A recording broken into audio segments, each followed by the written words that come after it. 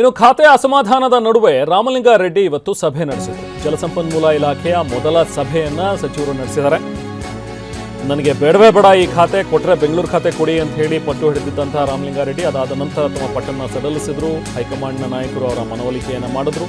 Next ಅವರು okay ಅಂತ ಹೇಳಿ ಒಪ್ಕೊಂಡಿದ್ದಾರೆ. ಸೊ ಈಗ ಜಲಸಂಪನ್ಮೂಲ ಖಾತೆಯನ್ನು ನಿಭಾಯಿಸಿದ ಬಳಿಕ ಮೊದಲ ಸಭೆಯನ್ನು ಕೂಡ ಮಾಡಿದ್ದಾರೆ. ವಿಧಾನಸೌಧದ 3ನೇ ಮಹಡಿಯಲ್ಲಿರುವಂಥ ತಮ್ಮ ಕಚೇರಿಯಲ್ಲಿ ನಡೆದಂಥ ಒಂದು ಸಭೆ ಇದು. ಖಾತೆ ಅಸಮಾಧಾನದ ನಡುವೆ ಈಗ ಇಲಾಖೆಯ ಮೊದಲ ಸಭೆಯನ್ನು ಕೂಡ ರಾಮಲಿಂಗಾರೆಡ್ಡಿಯವರು ಮಾಡಿದ್ದಾರೆ. ಜಲಸಂಪನ್ಮೂಲ ಇಲಾಖೆಯ ಮೊದಲ ಸಭೆ ರಾಮಲಿಂಗಾರೆಡ್ಡಿಯವರು ಮಾಡಿರುವಂಥದ್ದು. ಖಾತೆ ಇಷ್ಟ ಇಲ್ಲ ಅಂತಲೇ ನನಗೆ ಬೇಡ ಈ ಖಾತೆ ಅಂಥೇಳಿ ಮುನಿಸ್ಕೊಂಡಿದ್ದಂಥ ರಾಮಲಿಂಗಾರೆಡ್ಡಿ ರಾಜೀನಾಮೆ ಮಾಡಿ ಅವರು ಆಲ್ರೆಡಿ ಹೇಳಿಬಿಟ್ಟಾಗಿತ್ತು, ಇಲ್ಲ ನಾನು ವಾಪಸ್ ತಗೊಳ್ಳೋದು ಇಲ್ಲ, ನನಗೆ ಬೇಡವೂ ಬೇಡ ಅಂಥೇಳಿ.